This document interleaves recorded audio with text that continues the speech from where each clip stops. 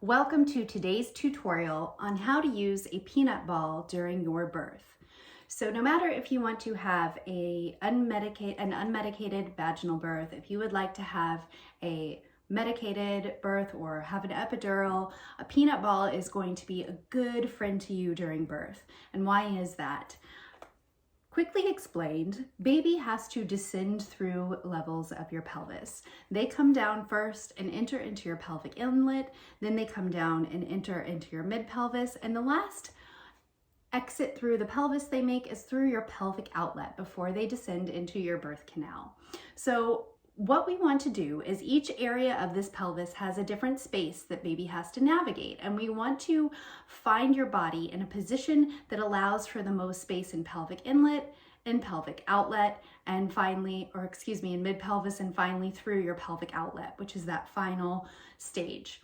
So a peanut ball is a fantastic tool to use to help your pelvis open really beautifully through each stage of birth, or each stage, of the fetal descension through your pelvis. So peanut balls are typically found in birth centers and hospitals.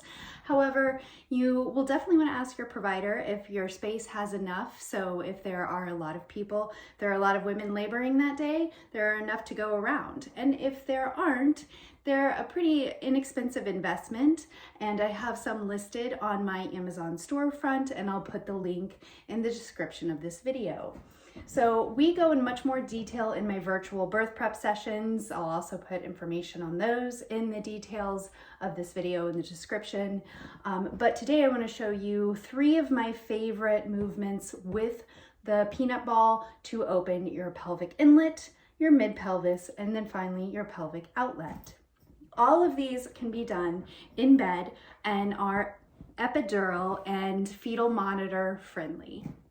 So the first stage that we are going to work on opening, or the first level of the pelvis, is our pelvic inlet. So for those, we bring the peanut ball in between our legs so we have our knees nice and wide apart.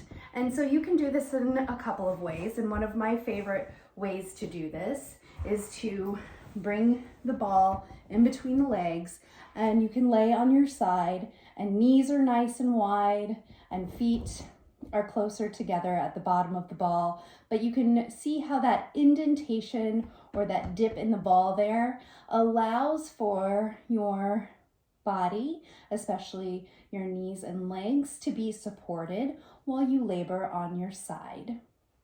Okay, so that's number 1. Moving into your mid-pelvis is number 2. And for this, we just need to make a minor adjustment by taking our bottom leg straight and bringing the peanut ball right in front of that bottom leg.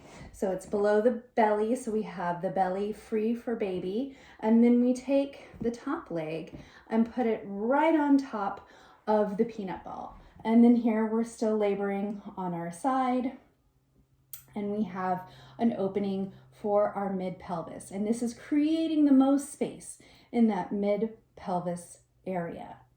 Lastly, we're going to talk about the pelvic outlet. So to create the most space for the pelvic outlet, we're going to change the ball's location behind the body and bring the knees close together so the feet kind of hug that indentation of the ball.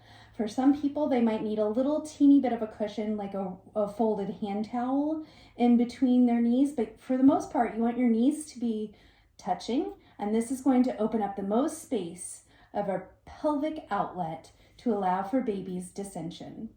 So those are your 3 peanut ball moves for birth that can be done no matter what birth scenario you are entering into: medicated, unmedicated, epidural, no epidural. And these are really great for those who are experiencing maternal exhaustion. You've been laboring for a long time and you really want to open those areas of the pelvis, but you're real tired. Use your peanut ball, one of the best props or tools that you can use during birth. And again, I'll have the link to my Amazon storefront. I have found all of my favorite products. They're affordable, they're high quality, they'll last you a long time. So if you have any questions, please leave them in the comments, Or remember, you can email me at info@mamashaktiprenatalyoga.com.